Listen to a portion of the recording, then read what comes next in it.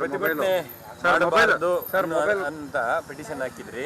ಏನ್ ಆರ್ಗ್ಯುಮೆಂಟ್ ಆಯ್ತು? ನಿಮ್ಮ ಆರ್ಗ್ಯುಮೆಂಟ್ ಏನಿತ್ತು? ಗೌರ್ಮೆಂಟ್ ನಿಗಮಗಳ ಆರ್ಗ್ಯುಮೆಂಟ್ ನಮ್ದು ಏನ್ ಆರ್ಗ್ಯುಮೆಂಟು ಅಂದ್ರೆ ಜನಸಾಮಾನ್ಯರಿಗೆ ತೊಂದರೆ ಆಗುತ್ತೆ ಅನ್ನೋದು ಒಂದೇ ನಮ್ದು ಆಕ್ಚುಲ್ ಅಪ್ರೆಹೆನ್ಷನ್ ಇದ್ದಿದ್ದು. ದಟ್ ಗೌರ್ಮೆಂಟ್ ಪರವಾಗಿ ಅಥವಾ ಅವ್ರ KSRTC ಹಂಗಲ್ಲ. ಜನಸಾಮಾನ್ಯರಿಗೆ ಒಂದಿನ ಸ್ಟ್ರೈಕ್ ಆದ್ರೆ ಅದನ್ನ ವಾಪಸ್ ರೀಗೇನ್ ಮಾಡಕ್ಕೆ ಒಂದ್ 4-5 ದಿನ, ಒಂದು ವಾರ ತಗೊಳುತ್ತೆ ಜನಸಾಮಾನ್ಯರು ವಾಪಸ್ ಅವ್ರ ಜೀವನ ಹೋಗಕ್ಕೆ. ಸೊ ಈ ಸ್ಟ್ರೈಕು ಇವ್ರು ಇಂಡೆಫಿನೆಟ್ ಸ್ಟ್ರೈಕು, ಅದು ಬೇರೆ ಫುಲ್ ಏನೋ ರಾಜ್ಯಾದ್ಯಂತ ಸ್ಟ್ರೈಕ್ ಮಾಡಬೇಕು ಅಂತಿದಾರಲ್ಲ, ಅದು ನಮಗೆ ಕಾತುರದಲ್ಲಿ ಇಲ್ಲ. ನಾವು ಪಬ್ಲಿಕ್ಕಿಗೆ ತೊಂದರೆ ಆಗಬಾರ್ದು ಅನ್ನೋ ಒಂದೇ ಒಂದು ಉದ್ದೇಶಕ್ಕೆ ಇಲ್ಲಿ ಕೋರ್ಟ್ ಮುಂದೆ ಬಂದಿತ್ತು. ಹೌದು, ಇಲ್ಲಿ 12:15 ಏನೋ ಮೀಟಿಂಗ್ ನಡೀತಾ ಇದೆ ಅಂತಂದ್ರು ಗೌರ್ಮೆಂಟ್ ಜೊತೆ ವಿತ್ ದ ಯೂನಿಯನ್ನು. ಬಟ್ ಅದ್ರದ್ದು ಏನು ಫಲಿತಾಂಶ ಆಯಿತು ಅಂತ ನಮ್ಗೆ ಗೊತ್ತಾಗ್ಲಿಲ್ಲ. ಅಲ್ಲಿ ಗೌರ್ಮೆಂಟ್ ಅವರು ಹೇಳ್ತಾ ಇದ್ರು, ಇಲ್ಲ ಒಂದು ಸ್ವಲ್ಪ ದಿನ ಆದಮೇಲೆ ಪೋಸ್ಟ್ ಮಾಡಿ, ಬಿಕಾಸ್ ಅಲ್ಲಿ ಮಾತುಕತೆ ಆಗೋಗ್ಲಿ, ಇನ್ನ ಮಾತುಕತೆ ನಡೀತಾ ಇದೆ. ಫಸ್ಟ್ ಬ್ಯಾಚು ಸೆಕೆಂಡ್ ಬ್ಯಾಚಲ್ಲಿ ನಡೀತಾ ಇದೆ. ಅದಾದ್ಮೇಲೆ then they can post it ಏನ್ ಆಗುತ್ತೆ ಅಂತ ಗೊತ್ತಾಗುತ್ತೆ ಅಂತ. ನಮ್ದೊಂದು ಅಪ್ರೆನ್ಷನ್ ಏನಿತ್ತು, ಅವ್ರು ಹೇಳಿದ್ದು indefinite strike is at 6 AM in the morning, ಇಲ್ಲಾಂದ್ರೆ ಇವತ್ತು ರಾತ್ರಿನೇ ಶುರು ಮಾಡ್ತೀವಿ ಅಂತ. ಹಾಗೆ ರಾತ್ರಿ ಶುರು ಮಾಡಿದ್ರೆ ಎಷ್ಟು ಜನಕ್ಕೆ ಏನು ತೊಂದರೆ ಆಗುತ್ತೆ.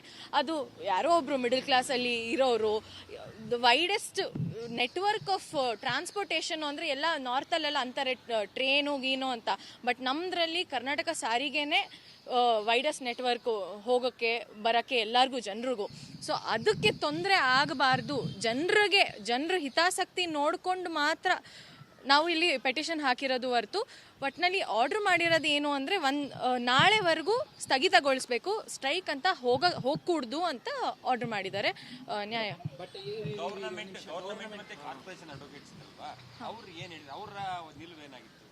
ಅವ್ರದ್ದು ಡಿಸ್ಪ್ಯೂಟ್ ರೆಸಲ್ಯೂಷನ್ ನಡೀತಾ ಇದೆ ಅಂತ ಕಾರ್ಪೊರೇಷನ್ ಅವ್ರು ಹೇಳ್ತಾ ಇದ್ದಾರೆ. First of all dispute resolution ನಡೆಯೋ ಟೈಮಿಗೆ ಸ್ಟ್ರೈಕ್ ಅಂತ ಹೋಗಬಾರ್ದು ಅಂತ. It's called a illegal strike at the end of the day. Even ನಮ್ದು ಅಪ್ರೆಹೆನ್ಷನ್ ಇಸ್ ದಟ್ ಇವಾಗ ಇಲ್ಲಿಗಲ್ ಸ್ಟ್ರೈಕ್ ಮೇಲೆ ಹೋದರೆ ಅವರು ವರ್ಕರ್ಸ್ನ ತೆಗಿತಾರೆ, ಅವ್ರಿಗಿನ್ನ ತೊಂದರೆಗಳಾಗ್ತವೆ. That is also one of our apprehension. It's not that ಇಲ್ಲ ಯಾರು ಯೂನಿಯನ್ ಪರವಾಗಿರಬೇಕು ಅಥವಾ ಗೌರ್ಮೆಂಟ್ ಪರವಾಗಿ ಹಂಗಂತಲ್ಲ. ನಾವು ಹೇಳ್ತಾ ಇಲ್ಲ ಅವ್ರದ್ದು ವೇತನ ಕೊಡಬಾರ್ದು ಹಂಗೆ ಹಿಂಗೆ.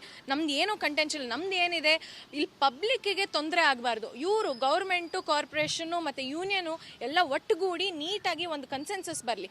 ಇದಕ್ಕಿಂತ ಮುಂಚೆ 2021 ಇದೇ ಥರ ಆಗಿತ್ತು. ಸ್ಟ್ರೈಕ್ ಹೋಗಿ, ಅದು ಬೇರೆ ಪೀಕ್ ಕೋವಿಡ್ ಟೈಮಲ್ಲಿ ಸ್ಟ್ರೈಕ್ ಹೋಗಿ ಜನರು ಅಲ್ಲಿಂದ ಇಲ್ಲಿಗೆ ಹೋಗೋಕ್ಕಾಗ್ತಾಯಿಲ್ಲ, ವ್ಯಾಕ್ಸಿನ್ ಇದು ಮಾಡ್ಕೊಳಕ್ಕಾಗ್ತಾಯಿಲ್ಲ, ಹಾಸ್ಪಿಟ್ಲಿಗೆ ಹೋಗೋಕ್ಕಾಗ್ತಾಯಿಲ್ಲ, ಏನೇನೋ ಆಗ್ತಾ ಇರಲಿಲ್ಲ.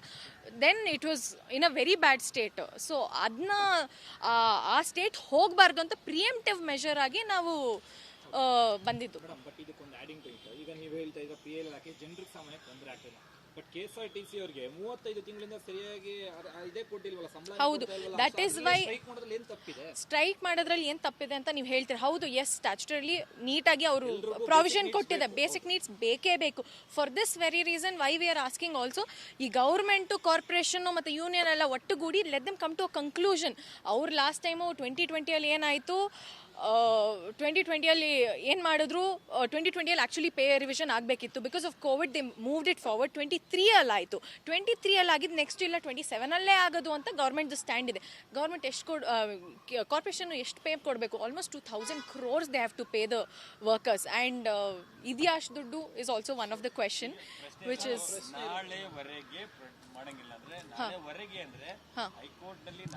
ವಿಚಾರಣೆಗೆ ಬರೋ ತನಕ.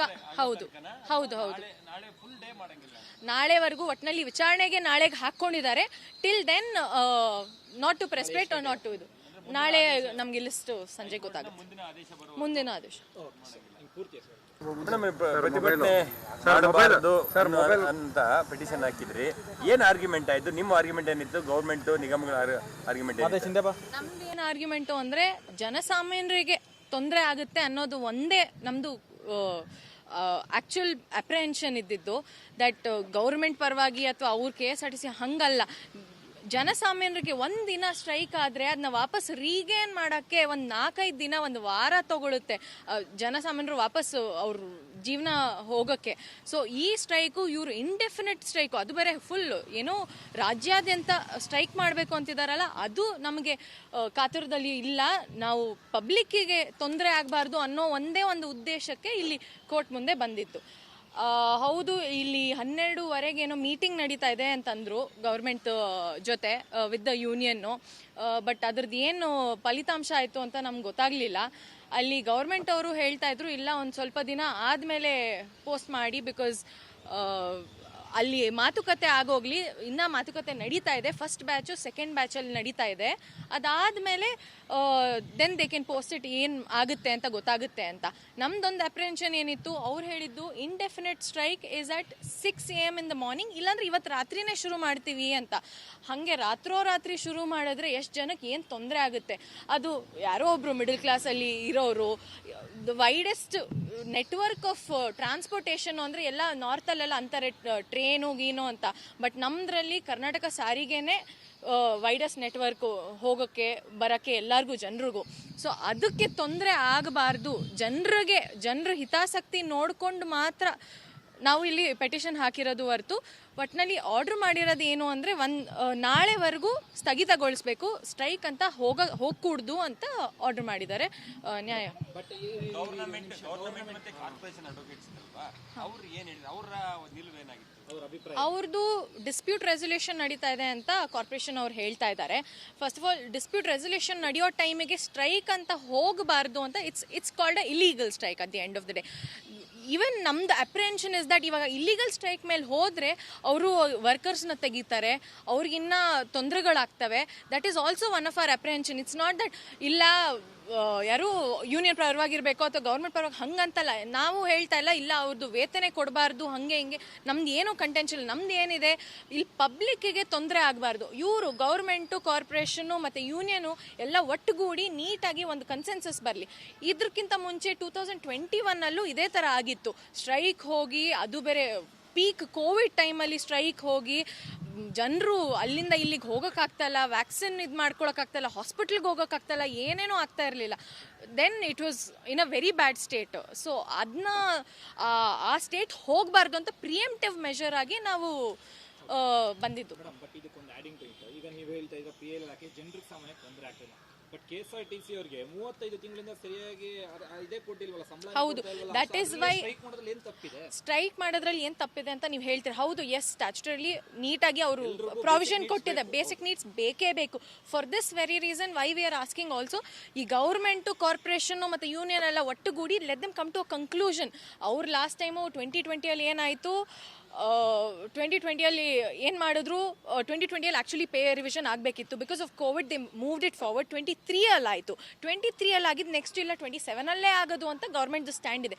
ಗೌರ್ಮೆಂಟ್ ಎಷ್ಟು ಕಾರ್ಪೊರೇಷನ್ ಎಷ್ಟು ಪೇ ಕೊಡಬೇಕು? Almost 2000 crores they have to pay the workers. And ಇದೆಯಾ ಅಷ್ಟು ದುಡ್ಡು is also one of the question which is ನಾಳೆವರೆಗೆ ಮಾಡಂಗಿಲ್ಲ ಅಂದ್ರೆ ನಾಳೆವರೆಗೆ ಅಂದ್ರೆ ಹೈಕೋರ್ಟ್ ನಲ್ಲಿ ವಿಚಾರಣೆಗೆ ಬರೋ ತನಕ.